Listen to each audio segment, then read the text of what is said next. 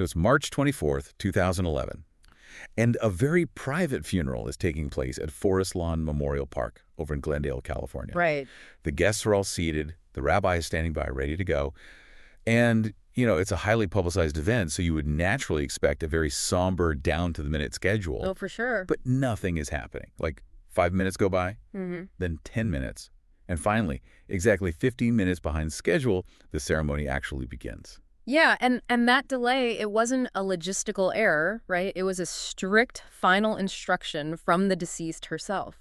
Her representative actually confirmed it afterward. She deliberately wanted to be late for her own funeral. Which is honestly just the most perfect, vivid encapsulation of who we are exploring today. It really is. Welcome to the Deep Dive. Today, we are looking at the life of Elizabeth Taylor. But, you should note right up front, this isn't just some basic biography of a classic Hollywood star.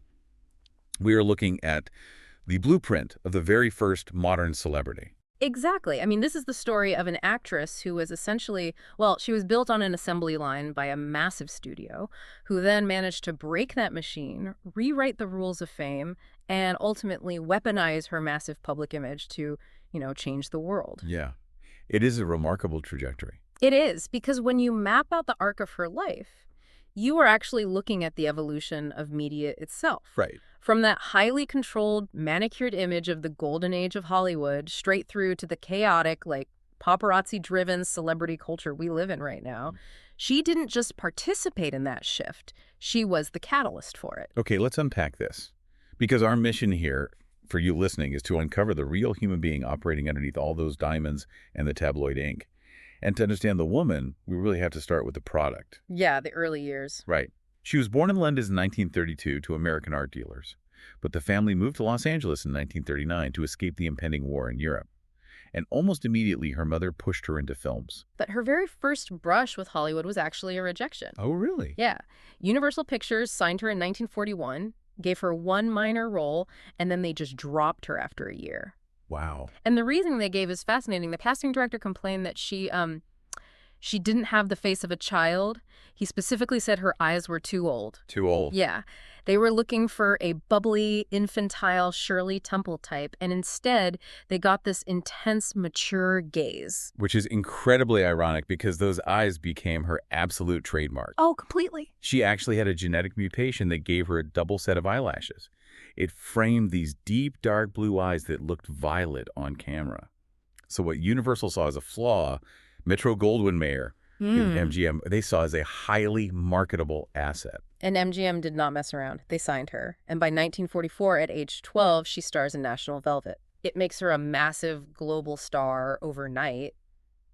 But the level of physical and psychological control the studio exerted over this child is staggering when you look at the mechanics of it. They treated her body like company property. I mean, it's like a high-end racehorse being groomed for the track, literally modifying her body to fit their specifications. Yeah, exactly. Like they made her wear braces to straighten her teeth. They pulled 2 of her baby teeth out just to speed up her adult smile. Just wild. They tried to dye her hair, change her eyebrow shape, and even demanded she change her screen name to Virginia. Thankfully, her parents successfully fought them on the name change.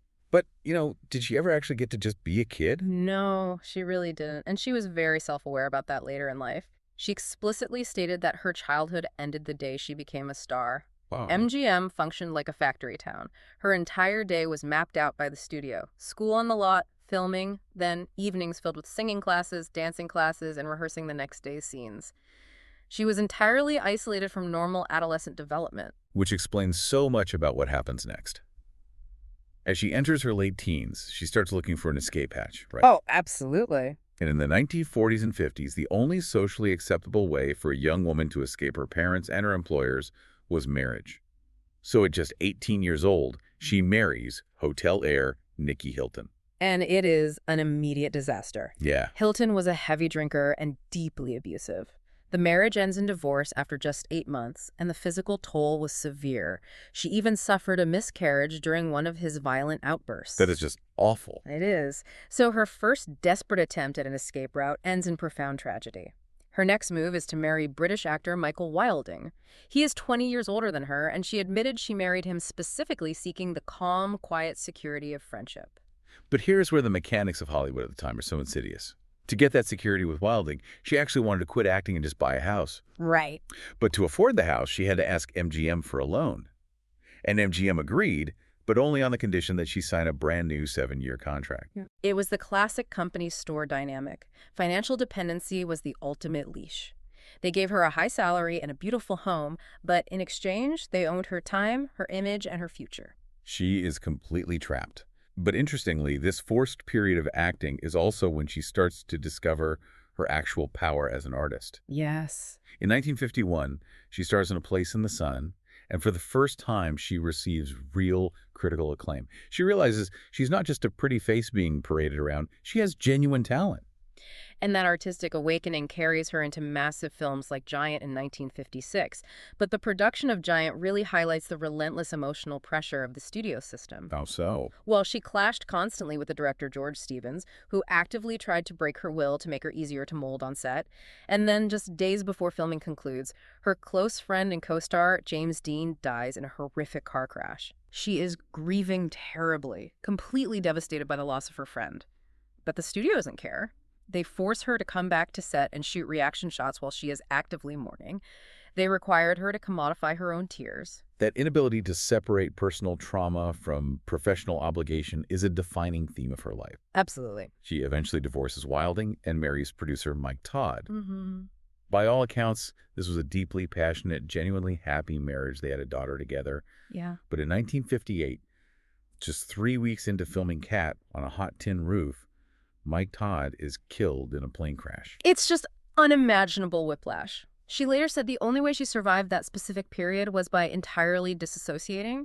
She said she survived by becoming Maggie, her character in the film. Wow. She literally poured her grief into the fictional reality because her actual reality was too painful to inhabit. And in the depths of that grief, she is comforted by a close friend of Mike Todd's, the singer Eddie Fisher.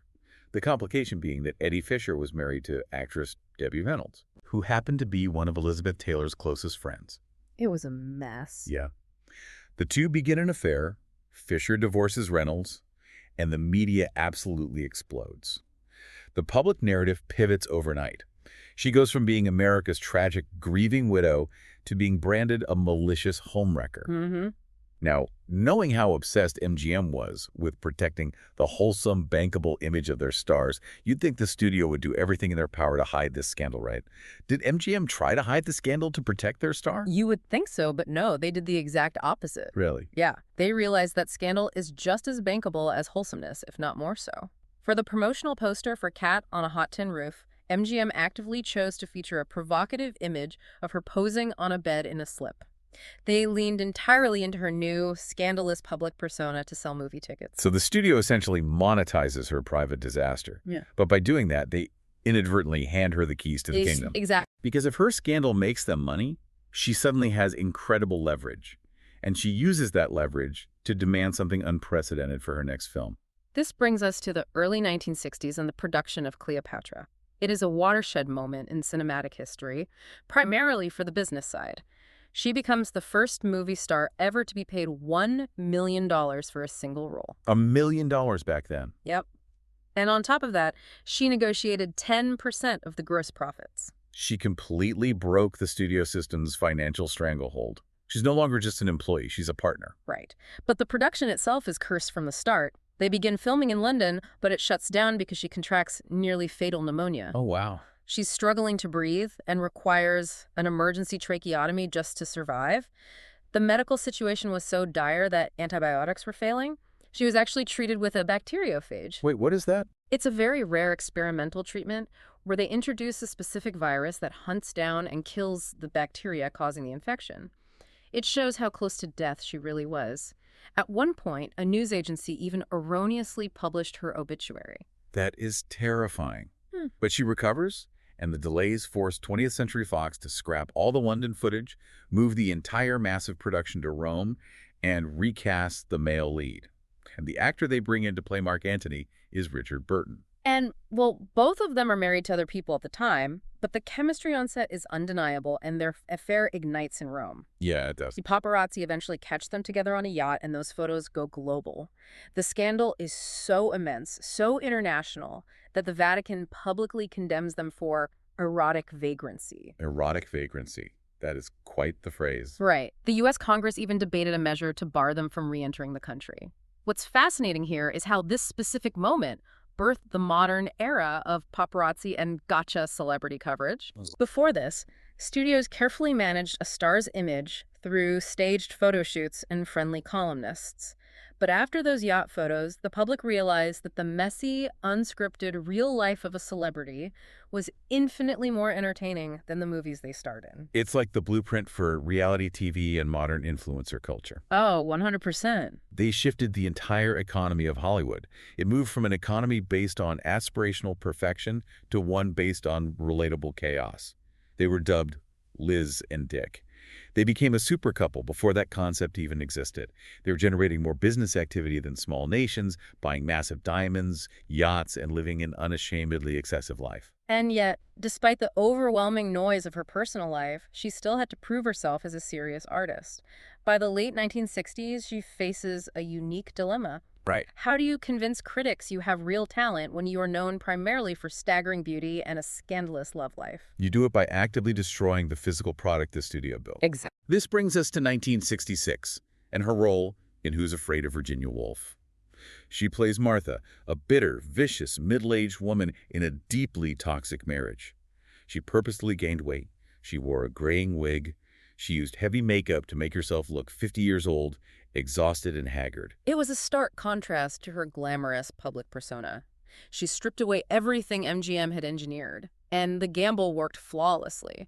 She delivered what many consider the performance of her career, and it won her a second Academy Award. Which is fascinating when you compare it to her first Academy Award, which she won for Butterfield 8 in 1960, a movie she absolutely hated. Oh, she loathed it. She felt MGM had forced her into it to capitalize on her homewrecker image, essentially making her play a call girl to mock her real life. But with Virginia Woolf, she was in total control. She helped hire the director, Mike Nichols. She completely shaped the performance. It was a massive creative triumph, but her personal life continued its tumultuous pattern. Just to map it out quickly, she divorces Eddie Fisher to marry Richard Burton in 1964. They have this explosive, passionate relationship, but divorce a decade later in 1974. Yeah.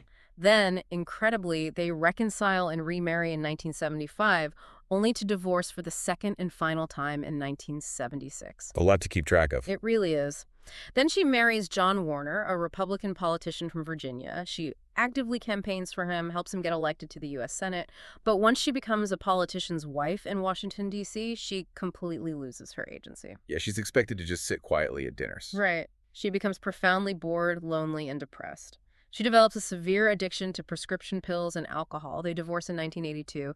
And eventually, she marries her seventh husband, Larry Fortensky, a construction worker she met while they were both in rehab at the Betty Ford Center. With 8 marriages to 7 different men, you have to ask, was she just addicted to the drama? It's easy to look at it from the outside and assume it was just a publicity mechanism, but it actually traces directly back to her highly structured, puritanical upbringing. Really? Yeah. Because she grew up so fast in the studio system, she was emotionally stunted in certain ways. She didn't date, she married. She genuinely believed that love was strictly synonymous with marriage. And as for the later years, she famously admitted that Richard Burton was the true love of her life. She said, "After Richard, the men in my life were just there to hold the coat, to open the door. All the men after Richard were really just company." Wow. That is painfully honest. Yeah, it is. And it perfectly sets the stage for her final act.